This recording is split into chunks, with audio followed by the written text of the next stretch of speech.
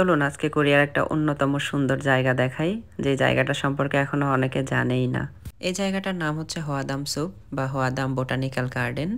এই অঞ্চলটা মূলত একটা পাহাড়ি অঞ্চল, আর এখানে অনেকগুলা গাছ আছে যেগুলা বছরের নভেম্বর মাসে অনেক সুন্দর কালার হয়। কোরিয়ানরা এটাকে রঙিন পাতার উৎসব বলে। আর এই রঙিন পাতার উৎসব কোরিয়াতে বিভিন্ন জায়গায় হয়ে থাকে, তবে আমার কাছে মনে হয়েছে যে এই জায়গাটা বেস্ট। এখানে থাকার জন্য বেশ কয়েকটা রিসোর্ট আছে। এখানে দেখা যাচ্ছে যে এটাও একটা রিসোর্ট। তো এগুলাতে খুব সহজে রুম পাওয়া যায় না, রুম পাওয়ার জন্য অনেক আগে থেকেই বুকিং দিতে হয়। তো আমিও পাই নাই, যার কারণে আমি দূরে একটা হোটেলে ছিলাম। তো পরের দিন খুব ভোরে ভোরে বের হয়ে গেছিলাম ওখানে। পুরা জায়গাটা জুড়ে এরকম রঙিন রঙিন সেঞ্চুরি পাতার গাছ।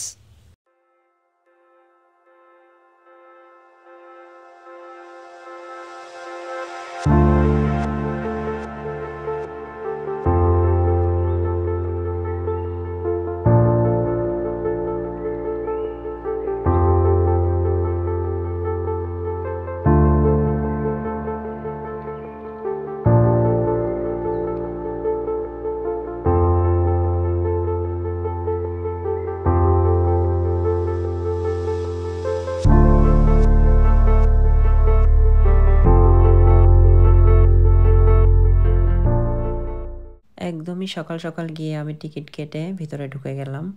পুরো কোরিয়ার বিভিন্ন সিটি থেকেই কোরিয়ানরা এসে ভিড় জমায় এখানে দেখার জন্য। তো মূল গেট দিয়ে ঢোকার পরেই এই জায়গাটা, এখান থেকেই মূলত একটা পাহাড়। এই পাহাড় ঘুরে ঘুরে ঘুরে ঘুরে একদম উপরে উঠে আবার নিচের দিকে নামতে নামতে এই সুন্দর দৃশ্যগুলো। এই যে দেখা যাচ্ছে, এটাকে মনোরেল বলে। যাদের হেঁটে উঠতে প্রবলেম তারা অনেকেই টিকিট কেটে মনোরেলে উঠে তারপরে জায়গাটা উপভোগ করে।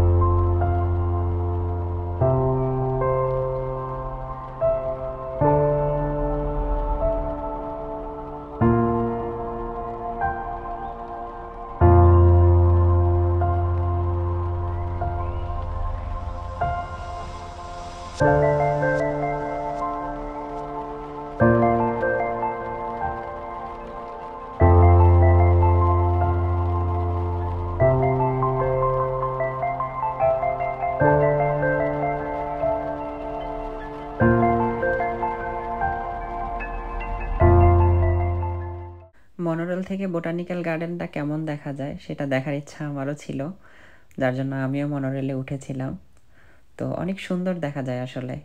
ওই যে ব্রিজের উপরে সবাই দাঁড়াই আছে, আর আমরা আস্তে আস্তে মনোরেলে উপরের দিকে উঠে যাচ্ছি।